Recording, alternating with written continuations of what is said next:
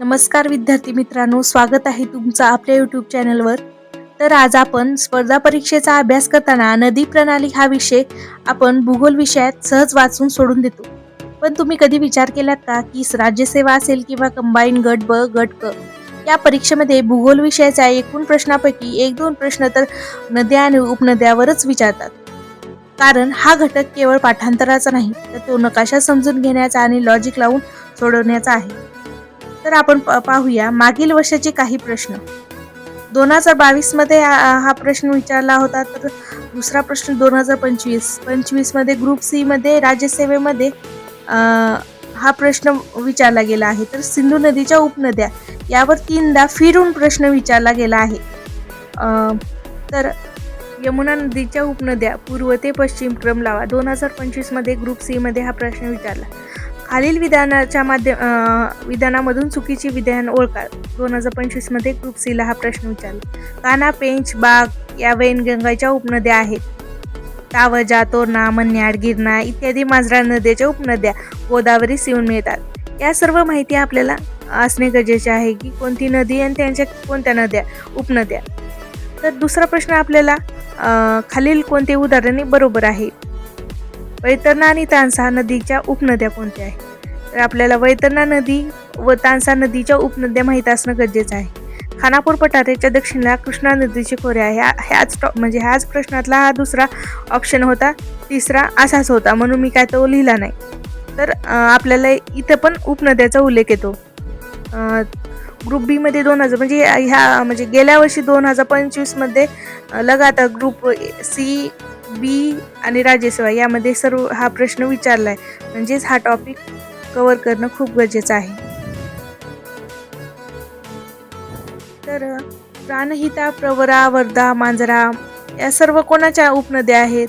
त्यांची लांबीनुसार चढता क्रम लावा. हा ग्रुप बी मध्ये 2022 ला विचारलेला प्रश्न आहे. तर स्टेट सर्व्हिस मध्ये तापी, गोदावरी, भीमा, कृष्णा या सर्व नद्यांच्या उपनद्या विचारल्या गेल्या होत्या. आणि विक्रीकर निरीक्षक पूर्व परीक्षेमध्ये तोच प्रश्न जरा 1-2 ऑप्शन वेगळे करून तोच प्रश्न विचारला आहे. फक्त इथं वरच्या स्टेट सर्व्हिस मध्ये कृष्णा विचारली होती, तर इथं प्रवरा ही नदीची उपनदी विचारली आहे. म्हणजे असा फिरून टॉपिक प्रश्न आयोग विचारतो. आता उपनदी डावी बाजूने उजव्या बाजूने. गंगेची उपनदी रामगंगा, गोमत्री, घागरा, गंडक, कोसी. तर उजव्या बाजूने यमुना, सोन, पुनपुन या सर्व नद्या येऊन मिळतात. सिंधूमध्ये झेलम, चिनाब, रावी, बिया, सतलज या पंचनद्या सिंधूला येऊन मिळतात. ब्रह्मपुत्रा, दिबांग, लोहित, सुबनसिरी, धनसिरी, मानस, तिस्ता या सर्व ब्रह्मच्या उपनद्या आहेत. यमुनाच्या टोन्स, ऋषिगंगा, हिंडन या डाव्या बाजूने येऊन मिळतात. तर उजव्या बाजूने चंबळ, सिंध, बेतवा, केन या नद्या मिळतात. तर गोदावरी ही महाराष्ट्राची महत्त्वपूर्ण नदी असून तिला डाव्या बाजूने दुधना, पूर्णा, पैनगंगा, वर्धा, वैनगंगा या प्राणहिता नद्या येऊन मिळतात. इंद्रावती. तर उजव्या बाजूने दारणा, प्रवरा, मुळा, मांजरा या नद्या येऊन मिळतात. कृष्णा नदीला डाव्या बाजूने येरळा ही महत्वाची कृष्णा नदीची उपनदी आहे. या नद्या येऊन मिळतात.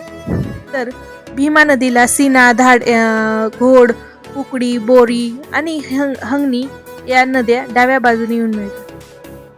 तापी, पूर्णा, गिरणा, पांजरा, बोरी, बुराई, वागूर या सर्व तापीच्या उपनद्या असून त्या डाव्या बाजूने मिळतात.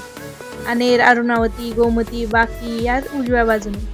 मांजराची तावजा, तेरणा, घरणी, कारंजा, मन्याड, लेंडी या सर्व उपनद्या आहेत. लक्षात ठेवा मित्रांनो, मांजरा नदी ही गोदावरीची उपनदी आहे. परीक्षेत यावर प्रश्न विचारला होता गोदावरीच्या ठिकाणी. तर मित्रांनो, ही सर्व मेहनत मी तुमच्यासाठी केली आहे, जेणेकरून तुम्हाला रेडीमेड आणि अचूक माहिती मिळेल. हा व्हिडिओ तुम्हाला कसा वाटला हे नक्की कमेंट करून सांगा. धन्यवाद व आपल्या मित्रांनाही शेअर करा.